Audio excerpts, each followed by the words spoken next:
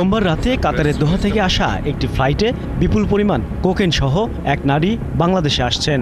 এমন তথ্যের ভিত্তিতে সেখানে অভিযান চালায় মাদকদ্রব্য নিয়ন্ত্রণ অধিদপ্তর ও শুল্ক গোয়েন্দা বিভাগ। বিমানবন্দরে সতর্কতা জারি করে চালানো হয় তল্লাশি।